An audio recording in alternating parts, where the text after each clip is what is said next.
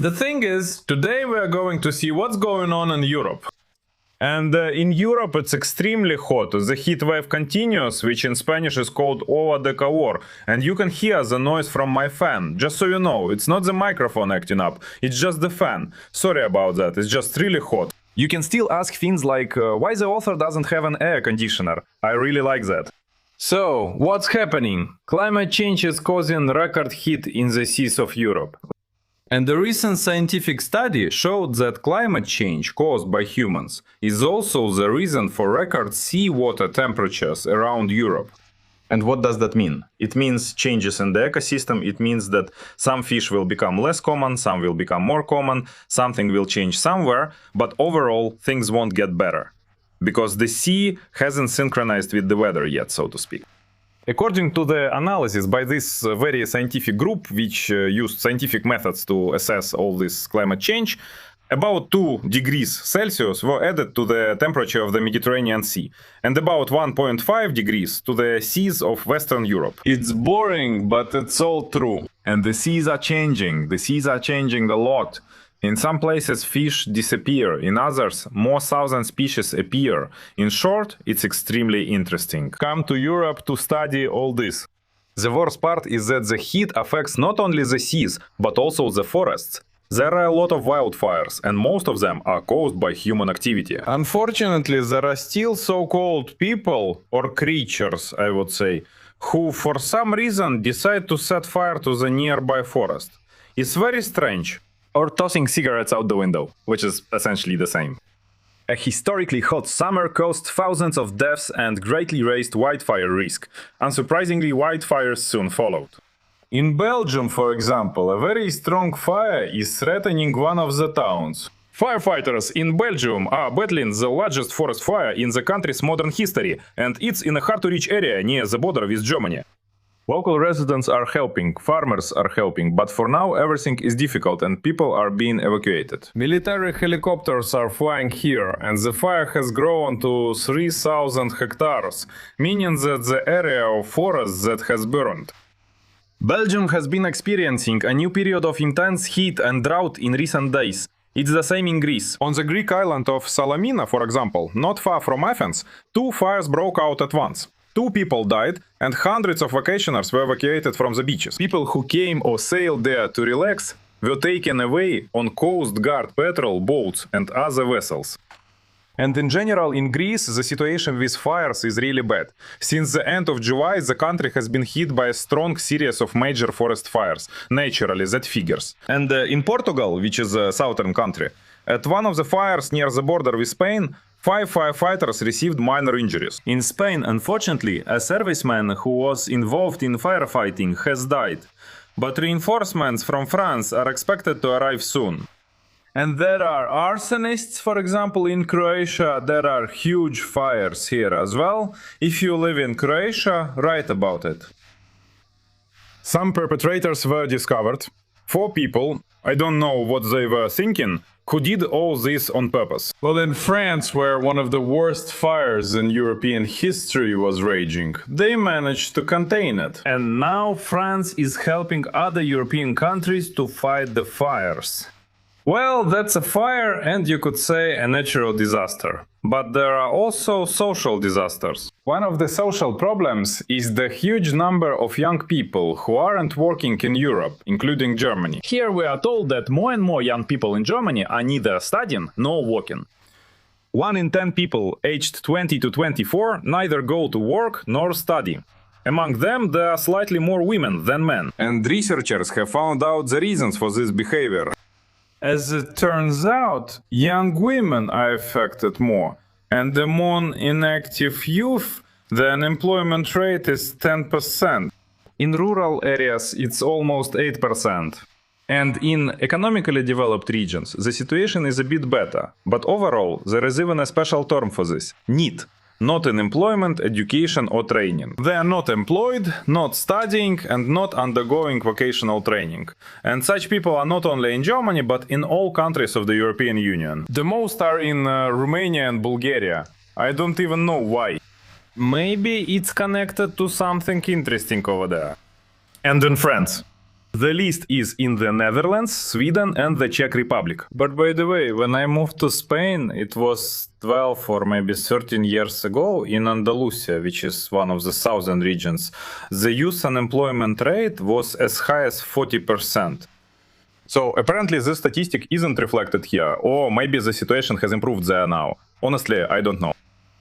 What's the problem, the authors are asking here? We are told that the stereotype of lazy youth simply doesn't match reality. Most people give valid reasons for not being in work, education or training. About 18 young people couldn't work or study because of chronic illnesses or psychological difficulties. Honestly, I don't even know. Some spoiled little darlings just showed up at work, there's no coffee, no cookies. Oh, I have psychological difficulties. Or the boss raised his voice and that's it. Mommy's little darling is already upset. Well, that's how I see it. Maybe there are some other reasons, of course, why they're not working. But in my opinion, instead of just doing statistical research, we need to do some kind of stratigraphic analysis of the composition of these young people. In my opinion, some members of this community simply prefer to receive benefits, and then they can say their heart hurts or something else. And on top of that, all of this is also connected with influx of valuable specialists. I mean, all those neurosurgeons, biochemists, molecular biologists, and other quantum physics specialists who keep arriving and arriving. Well, I think you know what I mean. And there, in Spain, for example, I had, an acquaintance, I was told about him, who was, again, a valuable specialist. He already had 5 or 6 children. And he was receiving benefits for all of them. Well, whether they want to work or not, honestly, I don't know. So, that's how it is. By the way, write what you think about this. It's extremely interesting. Then, among young people, about 20 of them indicated the need to take care of small children as the reason. I'm curious, if a person is 18 to 20 years old, what small children are they taking care of? Well, in Europe, actually, young people are considered up to 45 years old. And this term, specifically youth, means from 40 to 45 years old. After that, you become an adult and you can even smoke and drink all sorts of alcoholic beverages. I'm joking, of course. Actually, it's much earlier, but still. But in my view, youth is 20, 23, 25 years old. And again, what children are we talking about if you don't work? I mean, you had kids without having a job. Now you're like taking care of them. But who supports you? Probably your parents. Honestly, as someone who grew up in the 90s, I just can't wrap my head around that. Because that's not just called delegating responsibility. That's more like passing the buck, as they say. You're just passing your responsibilities to others. Well, and another 25 said they're actively looking for a job but can't get employed due to lack of experience or no suitable vacancies in their region. Well, that's actually believable, yes. Nevertheless, in Spain, again, among all the young people I know, everyone who wanted to get a job, they do get employed. As waiters or with some construction jobs, basically any simple helper job. And you can get some salary, not the smallest, but obviously not the biggest either. These people find jobs, some open their own businesses, some sell things online, and somehow, that's how it all works out. That's it. Of course, I think there are people who really can't find a job for quite serious reasons, but most probably not. It's about expectations. Again, right now there are a lot of university graduates in Europe and elsewhere who have very high salary expectations and want to work only in the field they graduated in. Well, I don't know, like marine geologist, or say quantum mechanic, or roughly speaking, an underwater horseman. So basically, if they can't find a job in their specialty, that's it. They just give up and sit around waiting. Because now, most young people grew up in prosperous times. You could even say golden age, when Europe really was a flourishing garden. And they're just not used to dealing with difficulties. For them, the biggest challenge is finding a coke, caffeine-free in a remote area, or opening a beer without a bottle opener. Now, those are what I call real challenges. Well, I won't keep being sarcastic. Maybe you'll say I'm wrong, but I think most of the problems at work are based on this. Write what you think about it. Next, I found a very interesting case for you. It happened in Germany. Here, the owner of an apartment was forced to remove the shower from a Berlin apartment. Why? Because it's considered too luxurious. Honestly, I didn't believe it until I started reading. And it's not some kind of propaganda source. It's actually DW, which writes about Europe. And actually, it's a foreign source with translations into different languages. This source writes that Casper, who rented an apartment in the Kreuzberg district of Berlin, had a shortened bathtub in his apartment. You couldn't lie down in it, nor could you properly take a shower. There was a separate shower stall that the landlady had installed. And they decided, like proper Germans, to register the changes with the appropriate authorities. But instead, the authorities demanded that the shower be removed. Honestly, I'm puzzled. It turned out that the apartment is located in what's called a social preservation area. That means you can't do anything that could drive up the rent on a place. For example, if the owner wants to install a fireplace or underfloor heating or an extra shower or bathtub or something else, they might be refused. And for the same reason, you can't turn residential premises into commercial ones. So that's how it is. And now there's nothing you can do about it. The cost of dismantling fell on the apartment owner. That very person who lived in and rented this apartment can't do anything about it. But the shower stall has to be removed. Go ahead and dismantle it. Honestly, in my opinion, this is just some kind of idiocy. It's one thing to fight some social problems, and it's another thing to deal with stuff like this. Well, it would be one thing if they were covering chairs and stools with gold leaf, but it's just a shower stall. It seems to me that officials in some European countries clearly have nothing to do, so they come up with things to keep themselves busy. Again, when I arrived in Spain, I was surprised when I went to the Extranjería office. That's the institution that deals with immigrants. And for example, you come at 9, you have a cita, an appointment scheduled there, maybe for 9:30 or so, and you just sit and wait. And then at 10. Well, you keep waiting. You have your cita, your ticket in your hands, but the official isn't there. Then a girl comes in, not rushes in, but strolls in leisurely with a cup of coffee, goes into her little office, and somewhere around 10:15, more than an hour after the workday started, the reception finally opens. So that's how it is here. They don't get paid that little either. The average salary there is actually pretty decent. And in Spain, to get into some kind of municipal service as an official, you also have to pass exams. So it's all serious there. It's passed down through generations. Even jobs like garbage collector or street cleaner offer good salaries there, but it's generally hard to get hired. But officials are a separate kind of class. And it's not that they're unfriendly, they don't act arrogant or anything, but some of them do show up like that. Not everywhere, again, not everywhere, but still. Next is about gas. Basically, Europe doesn't have cheap energy resources right now, largely thanks to the sabotage of the Nord Stream pipelines.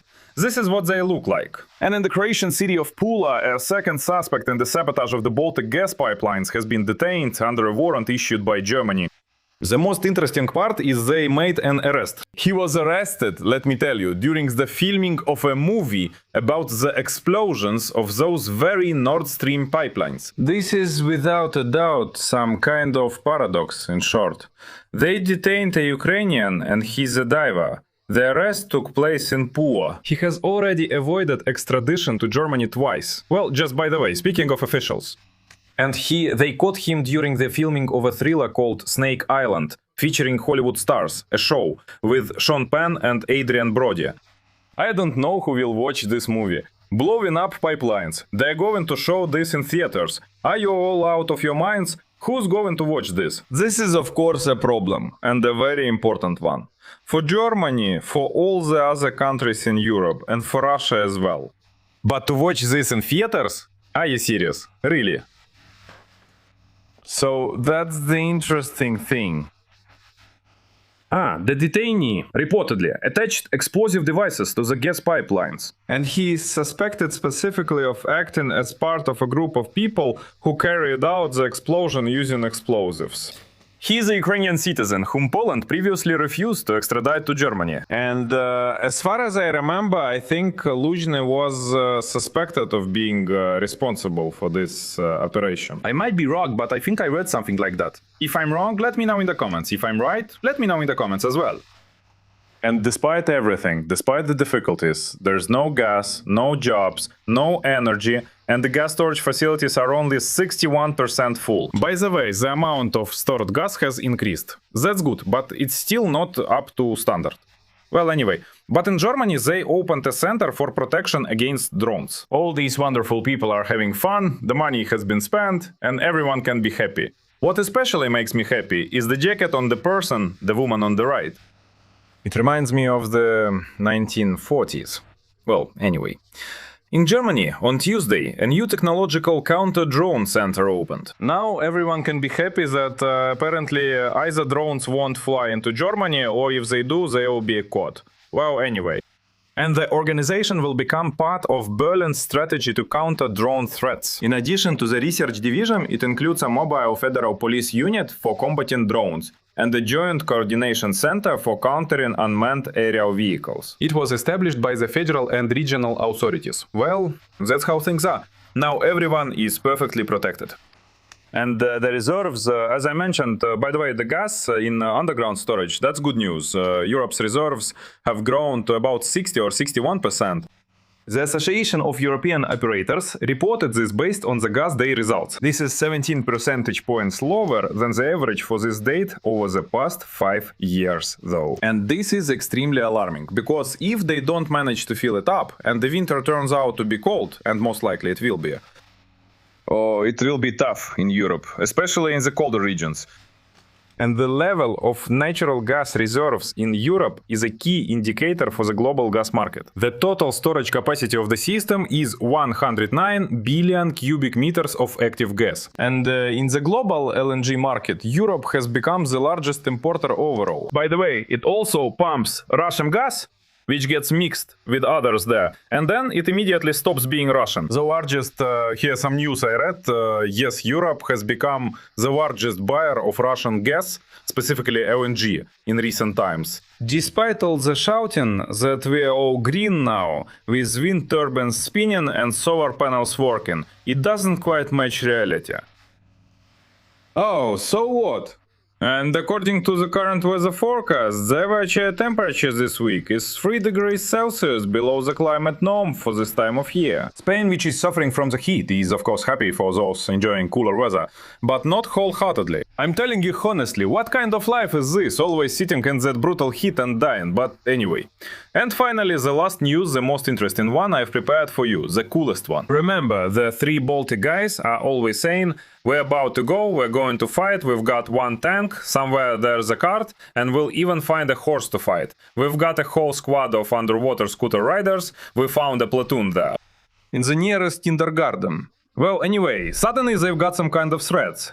And suddenly, Latvia said, now give us 7 billion for border protection. So, first they had to do all this, and then they say, give us 7 billion for border protection. Latvia is demanding funds to cover military and economic expenses related to the threat from Russia. Prime Minister Andris Kulbergs warns that Europe can pay with money now, or Latvia will pay with its people later. He says that Europe should share the costs of strengthening the security of the eastern border, since Latvia is actually bearing a significant part of these expenses on its own. What's happening in Latvia, where there are only 3 or so soldiers? What expenses could there be? Honestly, I don't know, but still. And then this official refers to the fact that he is protecting not only Latvia, but also Germany and Bavaria. You can protect beer too. If the border holds, both Bavaria and other regions of Europe become safer, regardless of whether Bavaria pays for it or not. Here it's generally strange. He says every euro spent on the border increases deterrence. Kulbergs claims that investments in defense directly on the eastern borders of the EU yield greater returns in terms of security than similar expenditures much further to the west. If Europe, he says, wants maximum security for every euro spent, Europe needs to buy that security where the border is. Let's take another look at this courageous face that is about to defend the border. Well, I'll say goodbye to you. Goodbye, everyone. To be continued.